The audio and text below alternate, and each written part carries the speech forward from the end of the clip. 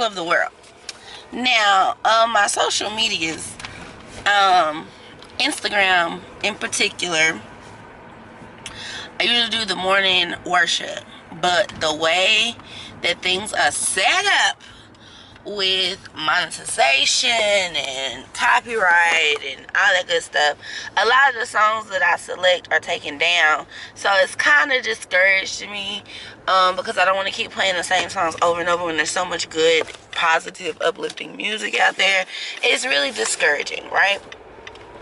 So I am trying to find a way to get trying to find a way to get my momentum back up, because lady in this Lincoln,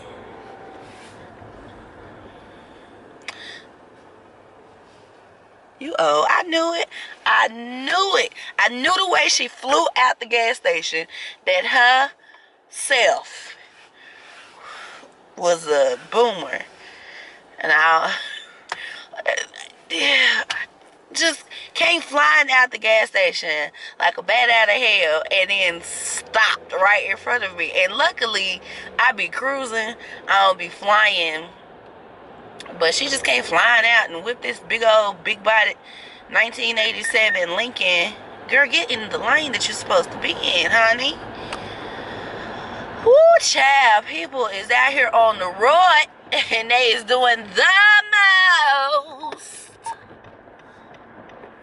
the most. Like, people make you not even want to drive. Well, not you, me. Humans make me not want to drive. They get in the car intoxicated, you know what I'm saying? Or they don't even have no real driving training. They just hop in a car and just play go-karts and just try not to hit other cars. They don't pay attention to the actual laws. Now, I understand there's some little bitty, minuscule laws out there that you can't just, like, abide by them all. But let's try to abide by the major laws, like, don't hit somebody else's car. When somebody in front of you has stopped, be paying attention so you don't run into the back of their car. Make sure you look right and left before you shoot out of a parking lot. When you're in a parking lot, let's not be going 60 miles per hour. Lord! People just do the dumbest stuff. Like, when they on the freeway, of course everybody, okay, not myself, because I place my camera and I dock it so I don't be swerving.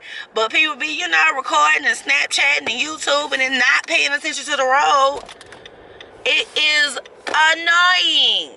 And even now, even with me recording the vlog, like I said, the camera it might keep sliding back and forth, but the camera is docked, right? And I don't spend a lot of time looking into the lens unless I'm stopped or I'm going really, really slow. You know what I'm saying? So if something happens to jump out, I got enough time to brake. But so everything that I wanted to Bellary to be ain't, because it's just not working out. And it's my fault that I don't have a new intro. I guess I could be working on, I'm gonna work on that. Not even I guess, I'm gonna work on that tonight, getting a new intro for T Bellary, because I just owe that to myself. Even if I have to go back and edit the other, but then I would have to take it down. I'm gonna see if I would have to take down the videos to put the T Bellary intros in them. If not, if I don't have to take them completely down to lose the views that I already had and upload it back, then I will play with it tonight. I'm paying my phone bill and the internet bill today, so all the rest of the vlogs for the rest of the week are gone and upload. My son has a basketball game, so tonight will be a late night for me. I mean, it is what it is. I gotta do this. I gotta get in the habit. I gotta teach. And I think people look for it to be really elaborate, like these other vloggers or whatever. Me being nosy. People be wanting it to be super, super, super elaborate like these other vlogs that's been up 8-9 years.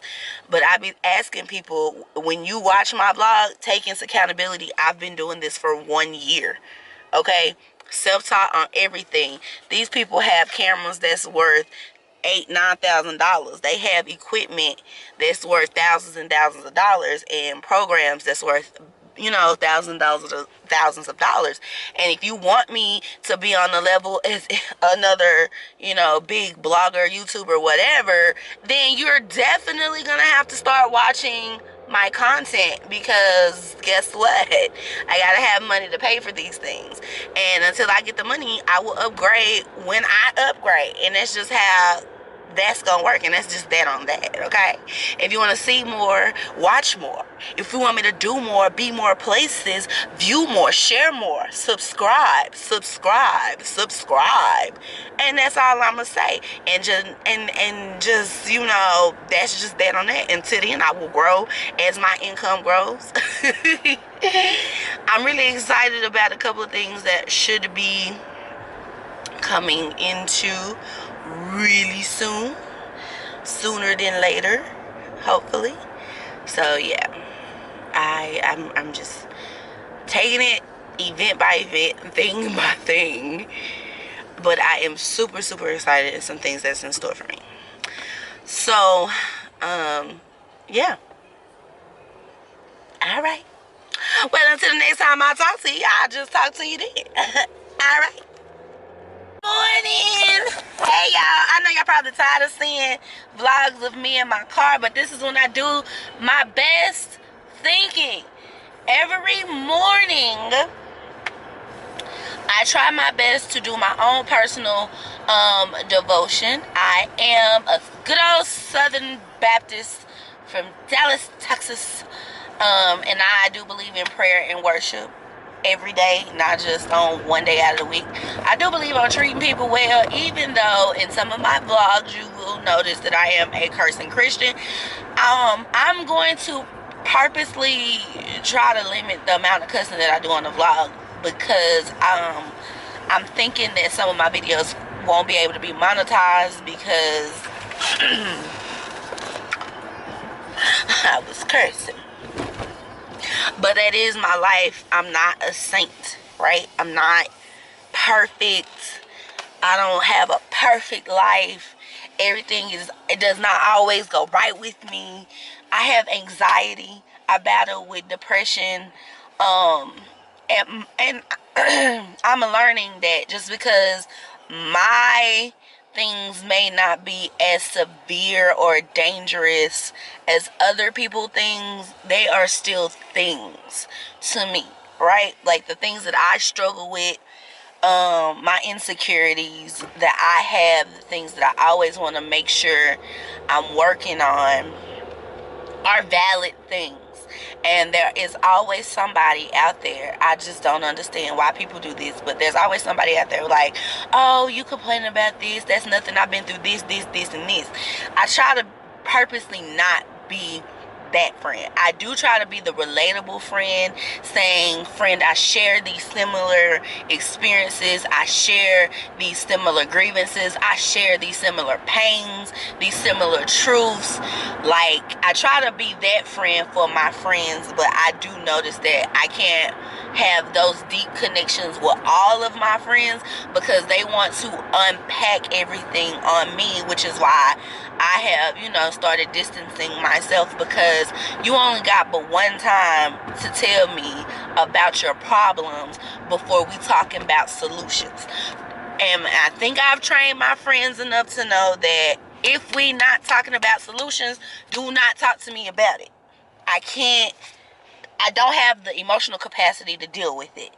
The world is a really troubled place, and trying to keep up with my mental health, which is second to my son's mental health, I always have to make sure I have enough emotional capacity to deal with everything that my son is having to deal with. Like, I try to raise him with love versus survival so that he knows how to love, because it took me a long time.